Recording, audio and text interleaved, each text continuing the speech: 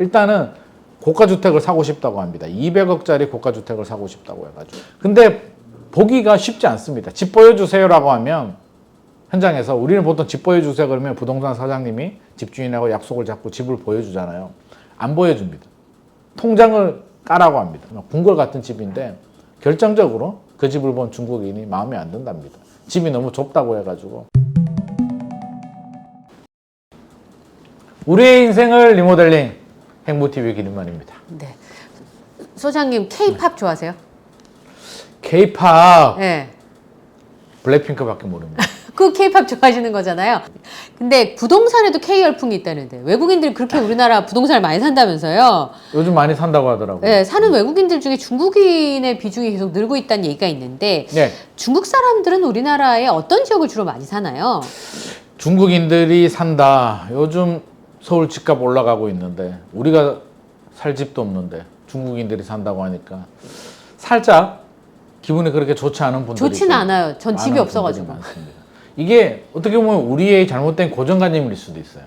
미국인들이 많이 산다라고 하면 그렇게까지 기분이 안 나쁠 수도 있는데 왠지 중국인들이 많이 산다고 하니까 사실 살짝 기분이 나쁜 분들이 저를 포함해서 많이 있는데 저는 이건 참 잘못된 고정관념이라는 생각은 일단 들고요. 네. 그럼에도 불구하고 기분이 그렇게 유쾌하지는 않습니다.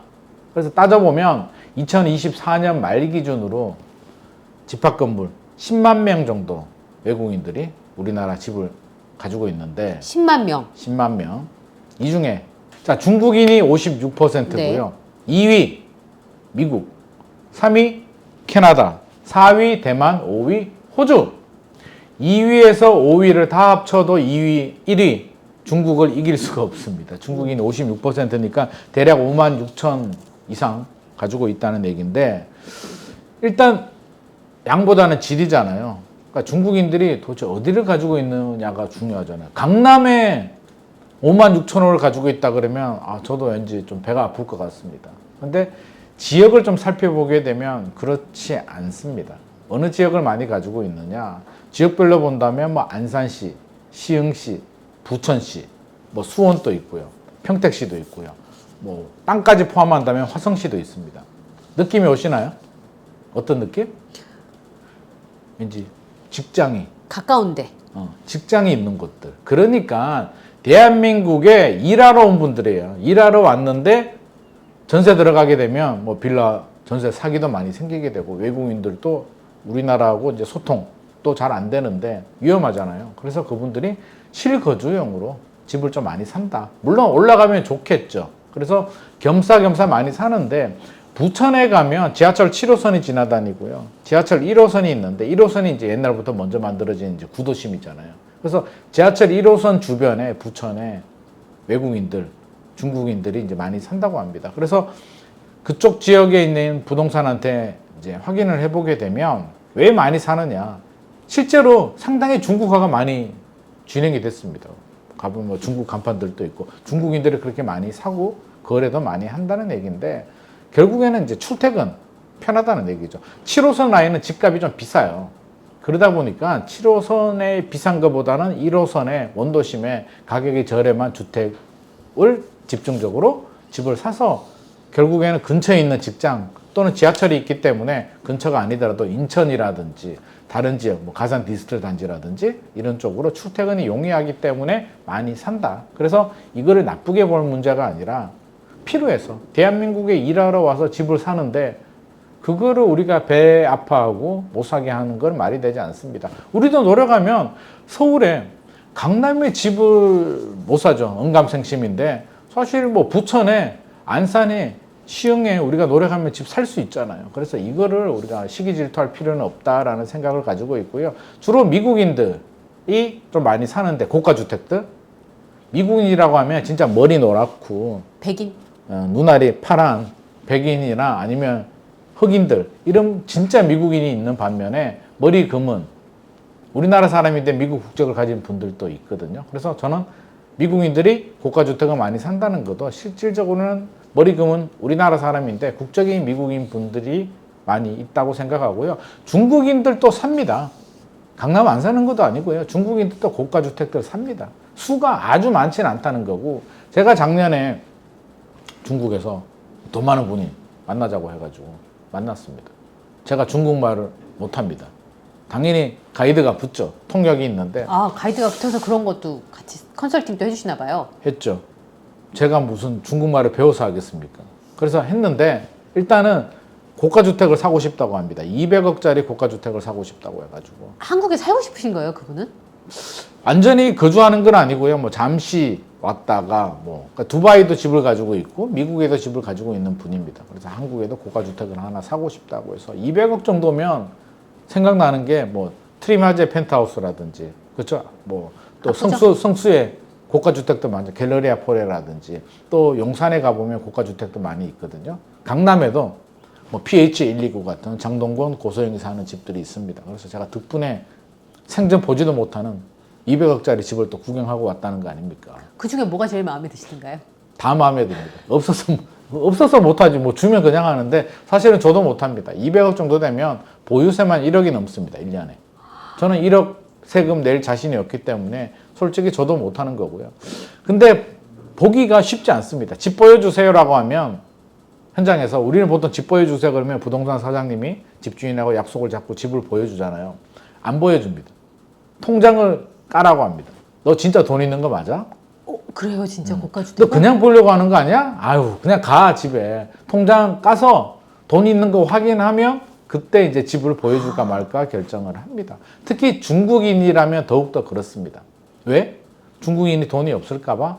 그게 아니고요. 실제로 사례들이 중국인들이 사러 왔는데 계약이 해제되는 경우들이 많이 있다고 합니다. 왜요? 계약금을 내고 잔금을 해야 되는데 잔금을 못하는 경우들이 많은데 왜요라고 했잖아요. 네. 왜냐하면 중국 정부들도 결국은 돈을 가지고 나오는 거죠. 자금 유출이 발생하게 되는데 요즘 단속이 굉장히 심하대요.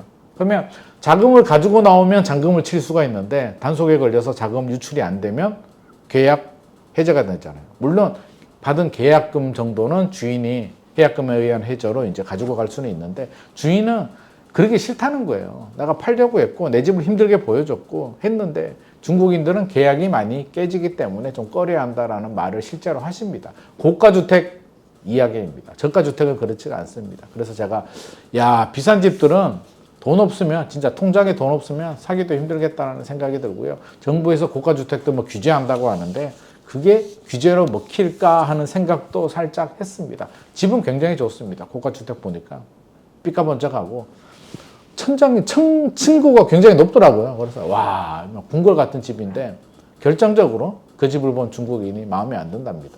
집이 너무 좁다고 해가지고 몇 평이었는데요?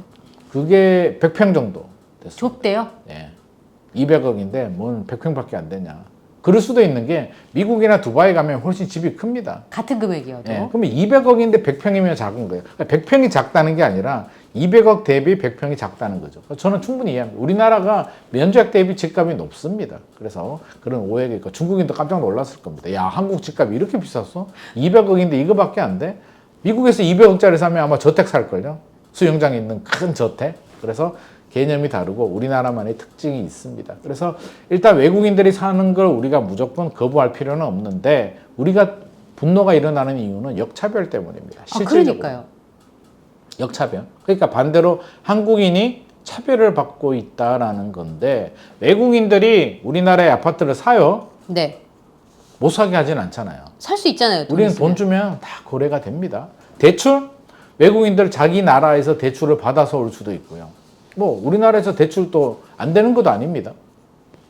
돈 팔아서 세금 내잖아요. 취득세 내고 뭐 양도세는 내겠죠. 본국으로 가지고 갈 수도 있습니다. 중국의 집이 세 채가 있는데 우리나라에 한 채를 더 샀어요.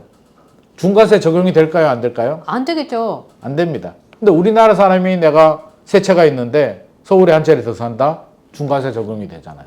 그래서 우리나라 사람들은 아니 아무리 봐도 우리가 역차별 받는 것 같아. 중국은 중과세 대상이 되지도 않고 대출도 뭐 쉽게 받아서 들어오게 되고 시세 차익은 그대로 가지고 가는데 한국인이 중국에 집을 사러 가게 되면 실질적으로 집을 사기도 힘들고요. 중국은 토지가 국가 소유입니다. 우리하고 개념이 다릅니다. 중국은 아파트를 사게 되면 대지 지분부터 모든 걸 소유하지만 우리나라 사람은 중국 가서 땅도 소유할 수도 없고요. 요즘은 집 사기도 힘들고요. 팔아서 양도 차익이 생기면 가지고 나오기도 힘듭니다. 이런 역차별을 해소하는데 좀 집중을 해야 되겠다. 최근에 서울시에서도 이게 문제가 되니까 외국인들도 토지거래허가구역을 뭐 지정을 하겠다. 뭐 이런 얘기를 하고 있는데요. 토지거래허가구역이 실거주자들만 살 수 있게. 그러니까 우리나라에 일하러 온 사람들만 살 수 있고 투자 목적으로는 못 사게 하겠다고 하는데 저는 개인적으로 좀 반대합니다. 아, 왜 반대하세요? 반대로 생각해 보게 되면 중국인들이 우리나라에 투자를 해주게 되면 돈이 유출이 아니라 유입이 되는 거잖아요. 그럼 우리나라에 돈을 들고 와서 우리나라에 소비를 해주겠다라는데 굳이 우리가 살 집이 없어서 부족하다고 거부를 한다? 중국인들이 뭐 10만 원씩 1년에 5만 원씩 사면 사회 문제가 되겠으나 그렇지 않다면 저는 충분히 자본주의 사회에서 환영을 하되 역차별만 반대로 중국인들이 우리나라에 쉽게 투자를 한다면 우리나라 사람도 중국에 투자할 수 있게 뭐 중과세 부분이라든지 역차별을 좀 해소를 해준다면 저는 자본주의 사회에서 그걸 막는 것 자체가 넌센스고 중국인들도 좋은 곳이 있으면 우리도 중국인한테 팔 수도 있는 거고요. 자유롭게 거래를 합니다. 그래서 실질적으로 우리가 집이 부족하다는 건 자금이 부족하고 강남이나 일부 지역에 수요 대비 이제 공급이 부족하다는 그런 의미이기 때문에 공급은 수도권에 꾸준히 늘려줘야 되고요. 너무 서울에 집중되기보다는 지방으로 좀 분산? 지방 경쟁력 강화에도 노력하고 이런 여러 가지를 좀 해야지 무조건 외국인이 들어온다고 해서 쇄국 정치도 아니고 막아버리는 거는 바람직하지 않은 것 같습니다. 소장님, 왜 제주에 많은 토지 소유주가 중국 사람이다. 또 일본에서도 일본 땅도 중국 사람이 많이 샀다. 그럼 너무 중국인화가 되는 거 아니냐. 뭐 이런 얘기들도 있잖아요. 엄청 많이 사면 그렇게 될 수 있는데요. 실제로 이제 퍼센트를 보게 되면 아파트죠. 집합 건물은 0.52% 외국인이 소유하고 있고요. 땅은 0.27%입니다. 외국인이 토지를 0.27, 2.7도 아니고 0.27%, 집합 건물 0.52% 가지고 있다고 해서 우리가 그게 주택 부족하다? 0.52% 때문에 우리가 집을 못 사고 주택이 부족할까요? 저는 그렇게 보지 않습니다. 한 5%? 10% 정도 보유한다 그러면 우리도 좀 부족한데 라는 생각을 할 수도 있겠으나 0.52% 가지고 너무 민감하게 반응할 필요는 없고 궁극적으로는 역차별 문제와 우리나라의 집값이 안 잡히고 계속 올라가게 되면서 내가 노력해서 모으는 돈보다 집값 상승 속도가 빠르다, 불안하다, 지금 아니면 살 수 없다라는 마음, 이런 마음을 안전시키는 게 중요한 거지 0.52% 중국인, 외국인한테 그 화살을 돌리는 것은 바람직하지 않은 것 같습니다. 그리고 이런 부분은 좀 주의를 해야겠죠. 국가안보시설이나 주요 시설들 주변에 뭐 군부대 근처라든지 공공기관 근처에 외국인이 뭐 중국인 포함 외국인들이 근처에 건물을 사서 고층으로 짓고 어떤 안보에 보안에 문제가 된다는 부분에 대해서는 우리가 좀 경계를 해야 되는 부분이고 민간인이 일반인이 투자용으로 또는 실거주용으로 우리나라에 투자하는 부분에 대해서는 우리가 색안경을 끼고 볼 필요는 없을 것 같습니다. 도움이 되셨나요? 좋아요와 구독 부탁드립니다.